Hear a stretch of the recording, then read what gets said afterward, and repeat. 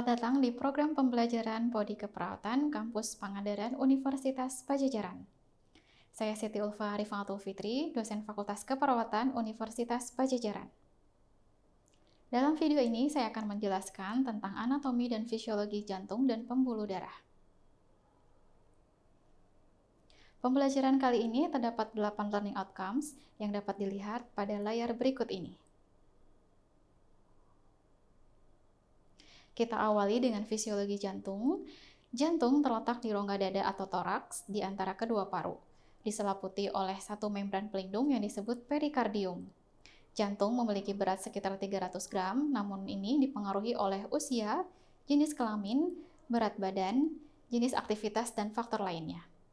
Jantung orang dewasa yang normal berdetak sekitar 60-80 kali per menit, dengan menyemburkan sekitar 70 ml darah dari kedua ventrikel per detaknya, dan keluaran totalnya sekitar 5 liter per menit. Jantung memiliki fungsi seperti pompa yang mengedarkan darah yang mengandung oksigen ke seluruh tubuh dan memastikan suplai oksigen dan nutrisi yang cukup bagi sel-sel di seluruh tubuh. Adapun pembuluh darah berfungsi untuk mengalirkan darah dari jantung ke organ dan jaringan di tubuh manusia. Darah dialirkan memasuk jaringan tubuh dengan kandungan oksigen dan nutrisi yang dibutuhkan. Pembuluh darah juga membawa produk limbah dan karbon dioksida dari organ dan jaringan manusia. Sekarang kita akan bicara mengenai ruang jantung. Organ jantung memiliki 4 ruang, yaitu ruang berdinding tipis atau disebut atrium, dan 2 ruang berdinding tebal atau disebut ventrikel. Kita bahas satu persatu. Pertama, atrium. Terdapat atrium kanan yang berfungsi sebagai tempat penampungan darah yang rendah kadar oksigen dari seluruh tubuh. Darah tersebut mengalir melalui vena cava superior, vena cava inferior, dan coronarius yang berasal dari jantung itu sendiri. Kemudian darah dipompakan ke ventrikel kanan untuk selanjutnya menuju paru-paru. Untuk atrium kiri, memiliki fungsi sebagai penerima darah yang kaya akan oksigen dari kedua paru-paru melalui 4 buah vena pulmonalis. Kemudian darah mengalir ke ventrikel kiri dan selanjutnya diedarkan ke seluruh tubuh melalui aorta. Selanjutnya terdapat ventrikel atau bilik. Permukaan dalam ventrikel memperlihatkan alur-alur otot yang disebut trabekula. Fungsi ventrikel kanan untuk menerima darah dari atrium kanan dan dipompakan ke paru-paru melalui arteri pulmonalis. Sedangkan ventrikel kiri menerima darah dari atrium kiri dan dipompakan ke seluruh tubuh melalui aorta. Kedua ventrikel ini dipisahkan oleh sekat yang disebut sebagai septum ventrikel.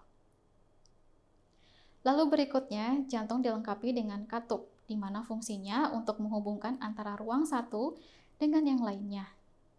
Pertama, ada katup atrioventrikuler, di mana letaknya antara atrium dan ventrikel yang terdiri dari katup tricuspidalis. Letaknya di antara atrium kanan dan ventrikel kanan, serta memiliki 3 buah daun katup. Lalu ada katup mitral atau bicuspidalis, merupakan katup yang terletak di antara atrium kiri dan ventrikel kiri, serta memiliki 2 buah katup. Selain itu, katup atrioventrikuler tersebut berfungsi untuk memungkinkan darah mengalir dari masing-masing atrium ke ventrikel pada fase diastol ventrikel dan mencegah aliran balik pada saat sistol ventrikel atau kontraksi. Berikutnya terdapat katup semilunaris, di mana terdiri dari katup pulmonal yang terletak di arteri pulmonalis yang memisahkan pembuluh ini dari ventrikel kanan, lalu katup aorta terletak antara ventrikel kiri dan aorta. Kedua katup semilunar ini mempunyai bentuk yang sama, yakni terdiri dari 3 daun katup yang simetris, disertai penonjolan menyerupai corong yang dikaitkan dengan sebuah cincin serabut. Adapun katup semilunar memungkinkan darah mengalir dari masing-masing ventrikel ke arteri pulmonalis atau aorta pada saat sistol ventrikel dan mencegah aliran balik waktu diastol ventrikel. Berikutnya, lapisan jantung. Seperti sebelumnya, bahwa lapisan rongga jantung atau perikardium merupakan membran serosa yang mampu menghasilkan cairan serosa. Cairan ini menjadi pelumas jantung selama berdenyut, serta mencegah terjadinya gesekan antara jantung dengan organ sekitarnya. Selain itu, perikardium juga bertugas menahan dan menyangga jantung agar posisinya tidak berubah-ubah. Secara umum, dinding jantung terdiri dari 3 lapisan, yaitu lapisan luar atau disebut perikardium, kemudian lapisan tengah atau miokardium yang terdiri dari lapisan berotot, dan lapisan dalam disebut endokardium. Jantung mempunyai otot yang terdiri dari gabungan antara otot lurik serta otot polos. Bentuk otot jantung adalah silindris dan mempunyai garis terang dan garis gelap. Otot jantung memiliki tugas memompa darah ke seluruh tubuh sepanjang waktu tanpa istirahat sama sekali. Oleh karena itu, otot jantung disebut juga sebagai otot yang paling kuat. Jika otot ini berhenti, maka sistem peredaran darah dalam tubuh pun akan ikut berhenti dan menyebabkan kematian. Di bagian otot jantung inilah terjadi siklus jantung atau urutan kejadian ketika jantung berdetak.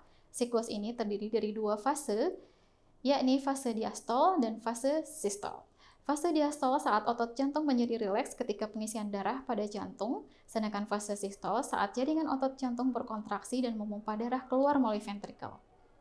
Tekanan darah pada arteri utama akan meningkat saat sistol ventrikel dan menurun ketika diastol ventrikel.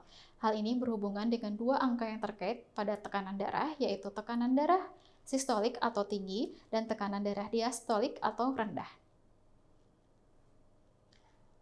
Pembuluh darah. Jantung juga mempunyai 3 buah pembuluh darah utama, yaitu arteri, vena, dan kapiler. Masing-masing mempunyai fungsi yang berbeda. Untuk lebih jelas lagi, berikut penjelasan singkatnya. Arteri adalah pembuluh darah yang mengandung banyak oksigen dan berfungsi untuk mengalirkan darah ke sisi kiri otot jantung. Pembuluh darah jantung yang satu ini mempunyai dinding yang lumayan elastis dan bisa menjaga tekanan darah kita tetap konsisten. Arteri koroner kiri utama membentuk arteri left circumflex atau LCX, di mana cabang arteri kiri yang utama dan mengelilingi otot jantung serta menyediakan darah menuju ke sisi luar juga belakang jantung. Arteri left anterior descending atau LAD bertugas menyuplai darah menuju ke bagian atas dan juga kiri jantung. Sementara itu, arteri koroner kanan berfungsi untuk memasok darah menuju ke atrium kanan. Sinoatrial atau SA, ventrikel kanan, dan atrioventrikular atau AV. Arteri koroner kanan ini memiliki 2 cabang, yakni arteri marginal kanan dan arteri right posterior descending. Arteri koroner kanan atau arteri left anterior descending atau LAD bertugas untuk membantu memasok darah menuju sekat jantung.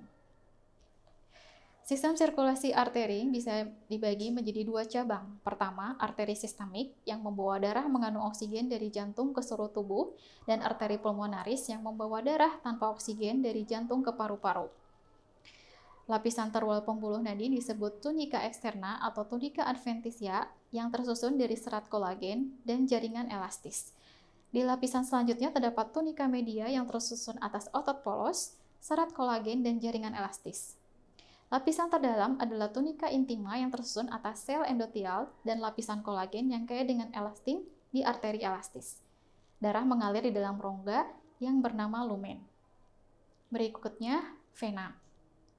Vena adalah pembuluh darah yang berfungsi untuk mengembalikan darah yang kekurangan oksigen dari seluruh tubuh ke jantung. Pembuluh darah yang satu ini mempunyai dinding pembuluh yang lebih tipis.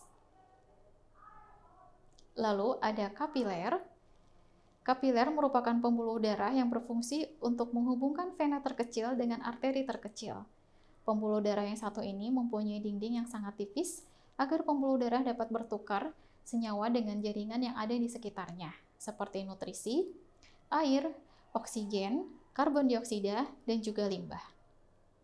Lalu yang terakhir ada sistem konduksi listrik jantung yang mirip seperti kabel listrik.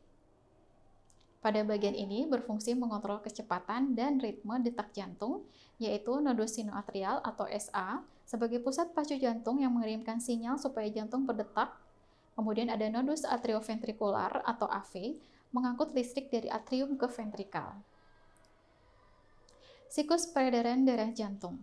Dapat kita lihat bahwa darah dari seluruh tubuh menuju atrium kanan, kemudian menuju ventrikel kanan, ke paru-paru, kemudian kembali ke atrium kiri, menuju ventrikel kiri, dan akhirnya menuju seluruh tubuh.